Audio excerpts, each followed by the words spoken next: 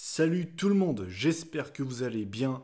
Aujourd'hui on se retrouve pour la review de SummerSlam 2004. Alors je tenais à m'excuser puisque normalement je devais sortir cette vidéo la semaine dernière. Bon, je la sors lundi, c'est vrai qu'il n'y a pas un énorme délai. Mais voilà, comme d'habitude, je vous dis une date et je ne m'y tiens pas. Ça fait déjà une paire de semaines, et je dirais même des mois que j'ai plus vraiment d'horaire pile. Et ça commence un peu à me casser les couilles, donc je vais essayer d'y remédier. Donc voilà, donc aujourd'hui la review de SummerSlam 2004. En fin de semaine, je vais sortir la review du 2009. Et en milieu de semaine, donc là par contre c'est pas sûr, je vous le dis, c'est peut-être. Je vais peut-être sortir une vidéo en rapport avec SummerSlam, mais c'est pas sûr. Voilà, je vous le dis, c'est pas sûr, je vais pas vous faire des promesses, mais c'est une possibilité. Si jamais de toute façon elle sort, ce sera soit mercredi, soit jeudi. Si vous voyez pas de vidéo, c'est que j'ai pas eu le temps de la faire. Voilà. Mais écoutez, on va déjà attaquer la présentation du pay-per-view comme d'habitude. Donc SummerSlam 2004, donc c'est tenu le 15 août 2004, c'était à Toronto, Ontario, Canada, donc la fameuse ville de Edge. C'était au Air Canada Center devant 17 640 spectateurs, donc la salle était blindée. Et le thème musical de ce pay-per-view, c'était Summertime Blues de Rush, que vous n'entendrez pas sur le network, puisque je pense qu'ils n'ont pas les droits, tout simplement. Et avant même d'attaquer l'opener de la soirée, je tenais quand même à le préciser dès maintenant, c'est un show que je n'avais jamais vu. Je sais que c'est un show qui n'était pas spécialement réputé, et surtout c'est un show assez bizarre pour ce qui est de l'ambiance, puisque étonnamment, le public a tendance à siffler les faces et à applaudir les heels. C'est un petit peu le même style d'ambiance qu'on peut retrouver à Brooklyn pour les derniers SummerSlam par exemple, ou bien même pour WrestleMania. Donc c'est vrai, c'était quand même assez bizarre comme ambiance. Voilà, je tenais quand même à le préciser avant d'attaquer la review, mais c'est vrai que c'était quand même assez bizarre.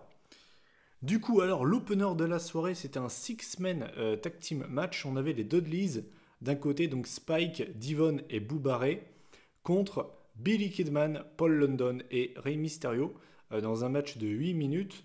Et sur le papier, on va pas se mentir, mais c'est pas dégueulasse. Et au final, qu'est-ce que ça a donné? C'était pas un match dégueulasse, loin de là. Je dirais même que c'est l'un des meilleurs matchs du show. Alors c'est vrai qu'il est pas très long, mais pour moi, il a totalement rempli son job. C'est-à-dire que pour moi, le but d'un opener, c'est de chauffer le public, de faire rentrer le public dans le show, et au contraire de ne pas l'endormir. Et c'est exactement ce qu'ils ont fait avec ce match, en fait, tout simplement. Il y avait du rythme, c'était pas chiant, il n'y a pas eu de botch notable. Et du coup, voilà, je vais directement revenir à la fin parce que j'ai vraiment pas grand chose à dire en fait dessus.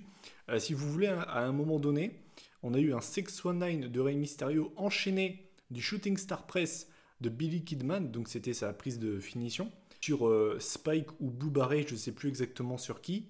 Finalement, Devon vient casser le tombé. Ensuite, il démonte les trois, il leur met des clotheslines, enfin bref, il règle leur compte.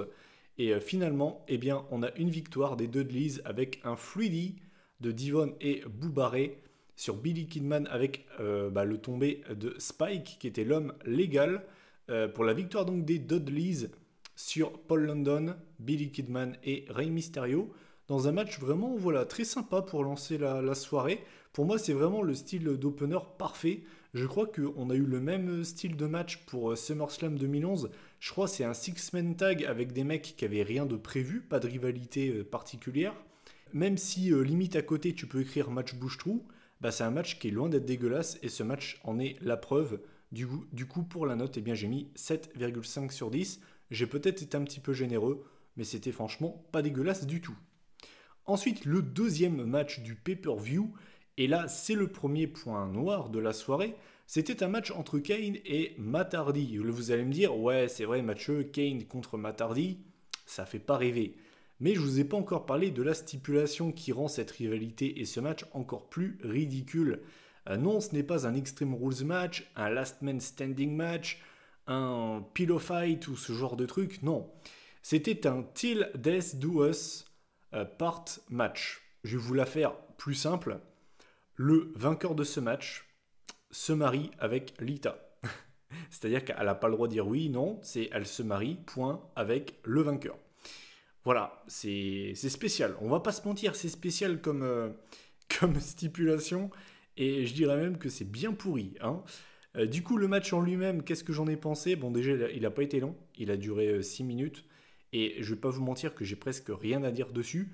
Lita, on voit quand même qu'elle préfère, tu vois, se marier avec Matardi plutôt qu'avec Kane. On peut pas vraiment lui en vouloir. Quand tu vois le personnage de Kane en 2004, logique, tu vois. À quitte à choisir, tu prends Matardi, hein, normal. Du coup, qu'est-ce qui s'est passé? À un moment donné, donc, on a eu un twist of fate de Matt sur Kane à l'extérieur du ring. Finalement, Kane se dégage, enfin remonte dans le ring à 9.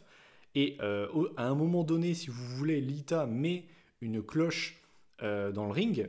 Elle distrait l'arbitre pour que Matardi puisse frapper Kane avec. Il arrive à frapper Kane avec. Finalement, Kane se dégage à 2, donc tu vois Lita qui est dégoûtée. Et finalement, Matardi qui était sur la troisième corde, il voulait faire sûrement une leg drop ou j'en sais rien. Kane vient le choper et lui porte un chokeslam, donc du haut de la deuxième corde. Et bien évidemment, là c'est terminé, Matardi ne peut pas se dégager. Victoire donc de Kane sur Matardi et donc Kane va devoir se marier avec Lita.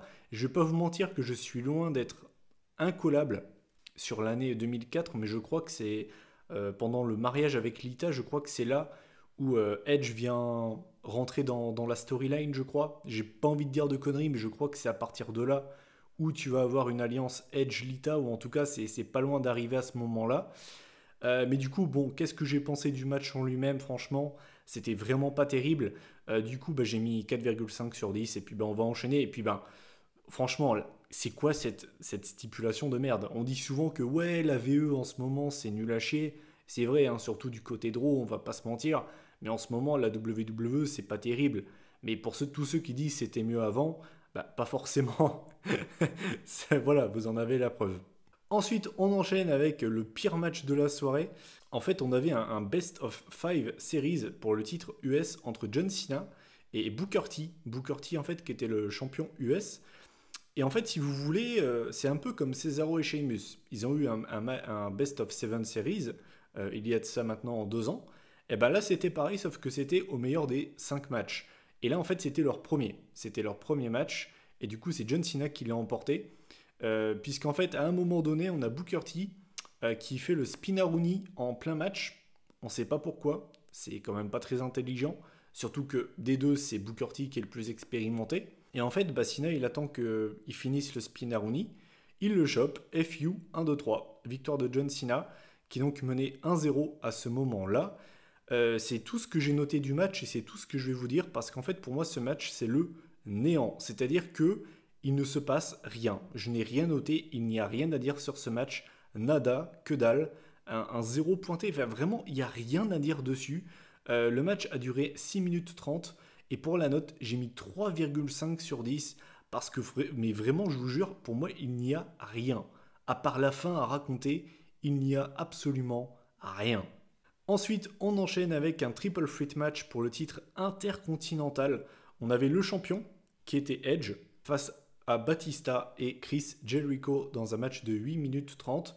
Et comme je vous l'ai dit en début de vidéo, ce public était assez bizarre. Et en fait, Edge, qui était donc chez lui, Toronto, Ontario, Canada, il se faisait siffler. J'ai pas compris, je vais pas vous mentir.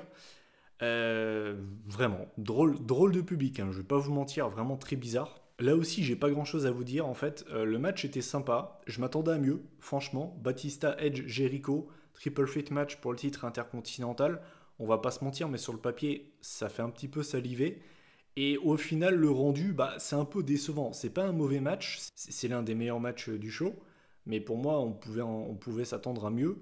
J'ai noté qu'à un moment donné, on a Jericho qui a réussi à porter le Walls of Jericho sur Edge.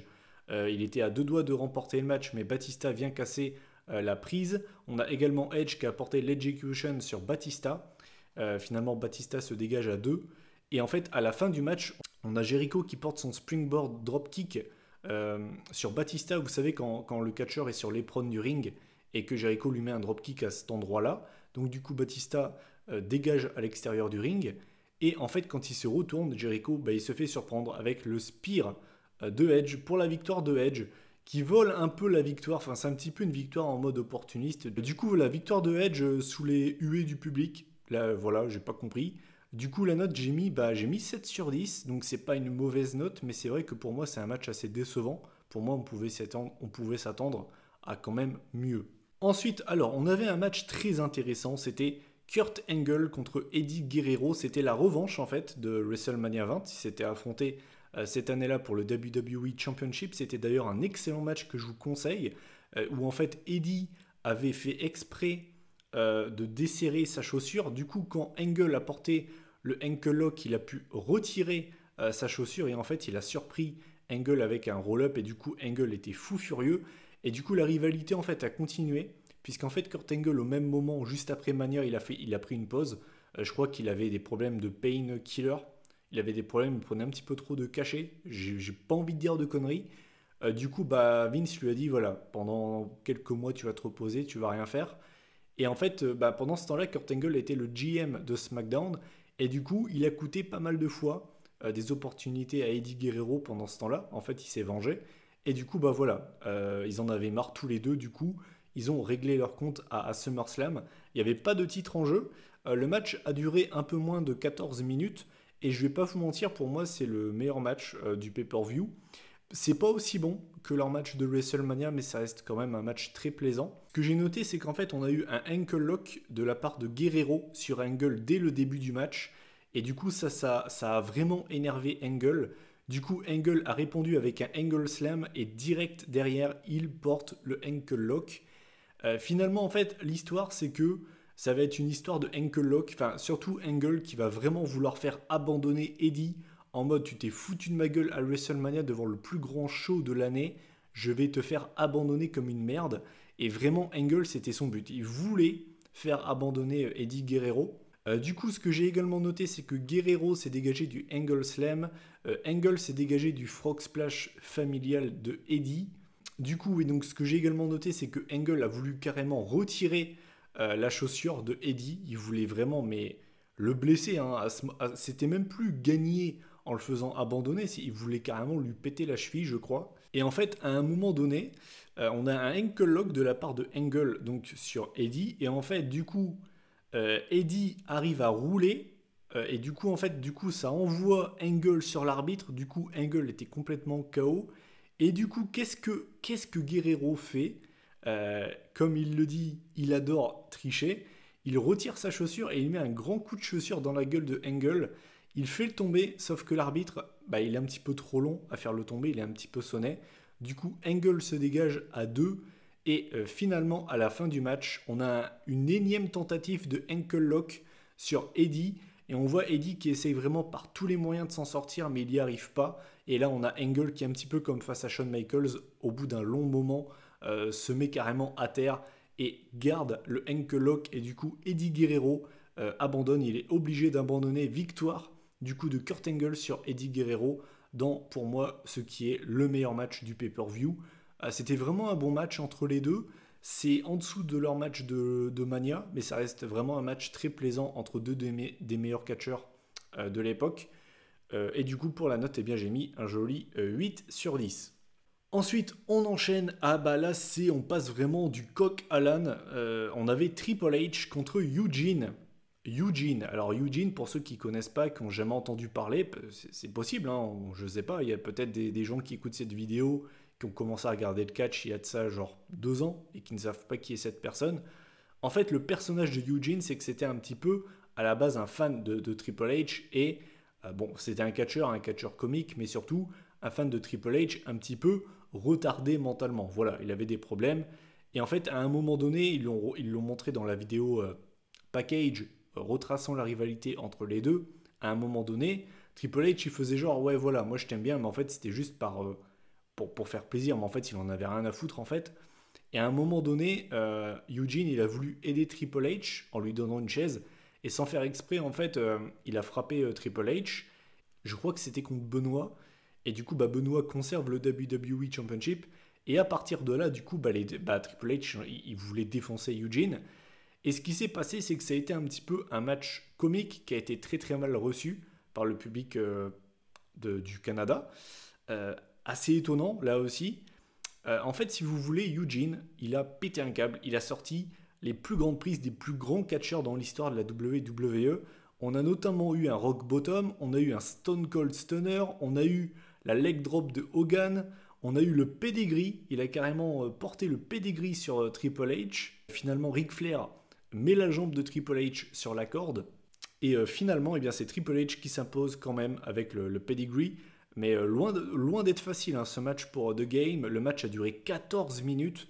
Et je vais pas vous mentir que ça me dérange un petit peu. On parle de Triple H, de Cerebral Assassin, de King of Kings. L'un des plus grands champions dans l'histoire de la fédération. L'un des plus grands palmarès dans l'histoire de la fédération. Qui galère contre Eugene. Je vais pas vous mentir que voilà, j'ai un petit peu de mal. Genre Ric Flair qui est obligé de mettre sa jambe sur la corde pour pas qu'il perde. J'ai un peu de mal avec ça, je sais pas vous. Du coup, le match était franchement pas dégueulasse. Eugene était quand même assez fun par moment quand tu le voyais faire les mimiques des Rock, des Hogan, des Austin, c'était quand même assez drôle. Du coup, pour la note, j'ai pas mis une note dégueulasse, j'ai mis 5,5 sur 10. J'ai par exemple largement préféré ce match-là à Cena Booker T, même si le Cena Booker T est beaucoup plus court et que c'est vrai que quand même le Triple H Eugene a quelques longueurs. Là, au moins, tu as quelque chose à te mettre sous la dent. Donc, voilà. Avant de passer à l'avant-dernier match de la soirée, parce qu'il y a peut-être des gens qui vont me dire « Mais Mathieu, il n'y avait pas de match féminin à SummerSlam ?» Alors, il n'y a pas eu de match à SummerSlam pour les femmes. Par contre, il y a eu un segment, et quel segment incroyable. Et là, vous vous dites « Qu'est-ce qu'ils nous ont sorti, les mecs ? Est-ce qu'on a eu un Playboy Pillow Fight ? Est-ce qu'elles étaient dans une piscine, dans de la boue ? Qu'est-ce qu'elles ont bien dû faire, les pauvres ? Eh ben, les gars, ça c'est quand même incroyable. En fait, on a eu une balle aux prisonniers animée par Jonathan Coachman. Là, vous vous dites, non Mathieu, je te crois pas, tu te fous de ma gueule. C'est pas possible, ils ont pas fait ça. Bah si, si. Normalement, je vais vous trouver la photo officielle. Les gars, ils ont carrément fait une promotion là-dessus pour te vendre SummerSlam. Waouh. C'est vrai que ça donne envie, hein, franchement.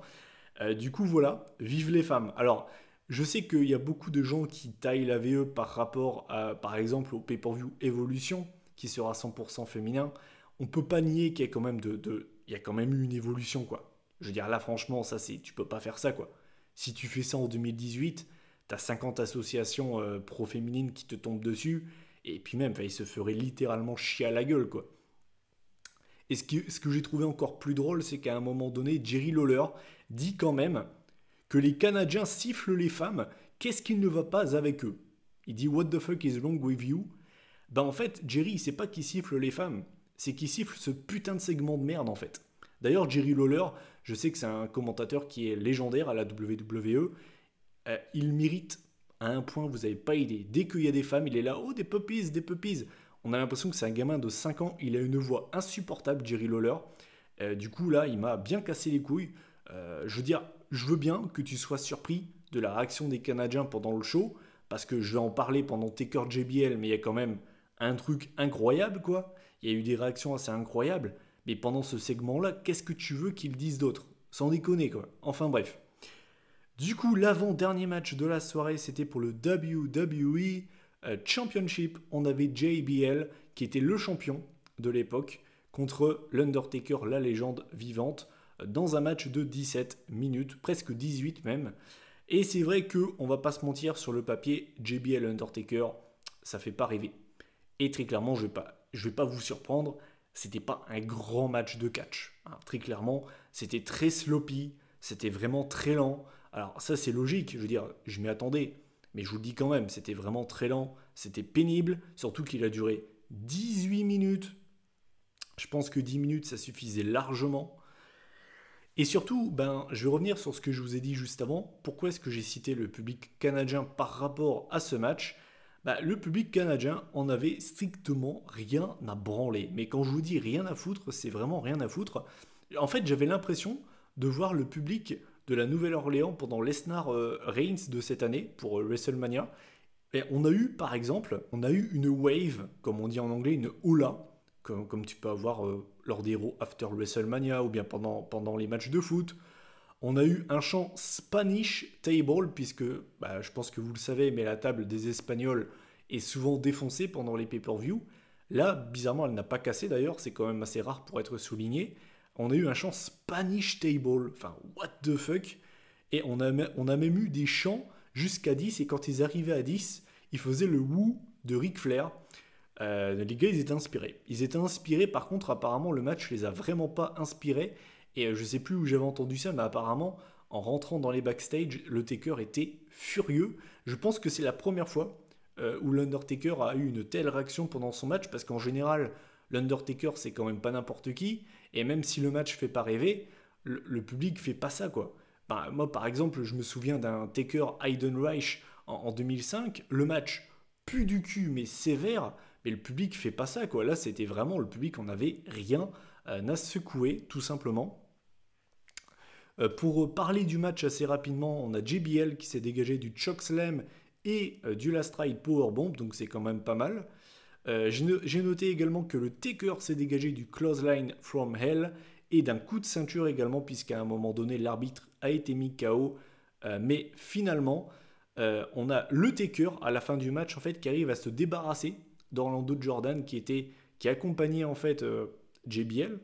Et en fait, l'arbitre était toujours groggy à ce moment-là. Et en fait, le Taker, il voit la ceinture dans le ring, il la prend, il frappe JBL avec. Et en fait, au moment où il frappe JBL avec, l'arbitre le regarde.